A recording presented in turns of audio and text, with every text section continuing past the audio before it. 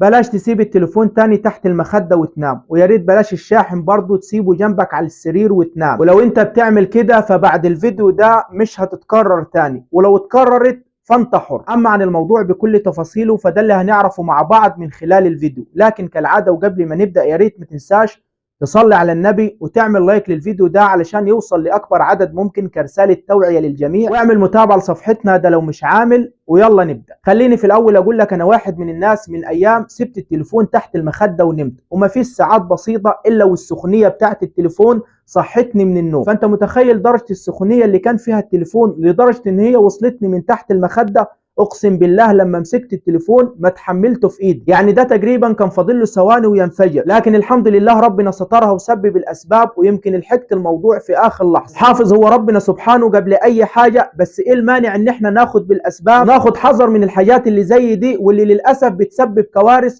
وحصلت كتير قبل كده. يعني لو هنيجي نتكلم عن الحرائق اللي كانت بسبب التليفونات واللي اصحابها سابوها تحت المخده وناموا وصحيوا على كوارث، او ما صحيوش خالص ربنا يرحمهم جميعا هم واهاليهم، لا تعد ولا تحصى. واخرهم الحادث الاخير اللي حصل من فتره بسيطه لو حضراتكم فاكرين، الشقه اللي ولعت بالاسره بالكامل، والحريق في الاخر طلع بسبب شاحن التليفون. والرساله اللي هتشوفوها في الفيديو اللي جاي ده جايه من مغترب مصري ربنا بفضله نجاه من الموت. متخيل واحد نايم في اوضته لا بيه ولا عليه، صحي على حريقه في السرير، يعني بص كده لقى الاوضه كلها من اولها لاخرها دخان علشان يلاقي النار ماسكه من تحته في السرير. سبحان من نجاه وانقذ حياته علشان يبعت لينا كلنا رساله تحذير بيقول فيها يا جماعه بالله عليكم لو سمحتوا بلاش الباور بانك تحت المخده، بلاش تسيب الشاحن جنبك على السرير وانت نايم، بلاش برضو التليفون تحت المخده. ما تقولش ده ماركة أصلية، ده لا يمكن يحصل فيه كده. ما تديش الأمان للبطاريات والتليفونات والشواحن وتسيبهم تحت المخدة عادي وتصحى على كارثة وتقول يا ريت اللي جرى مكان. وتعالوا نشوف الفيديو اللي جاي ده مع بعض، بس يا ريت كل الناس اللي بتشوفني دلوقتي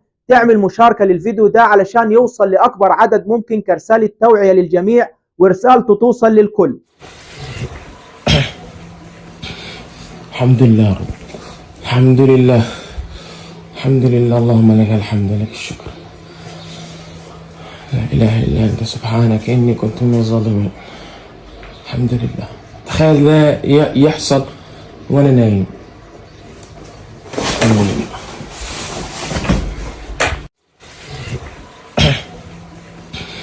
الحمد لله رب، الحمد لله، الحمد لله، اللهم لك الحمد لك الشكر،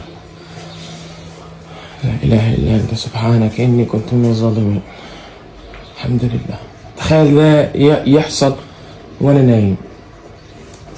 الحمد لله.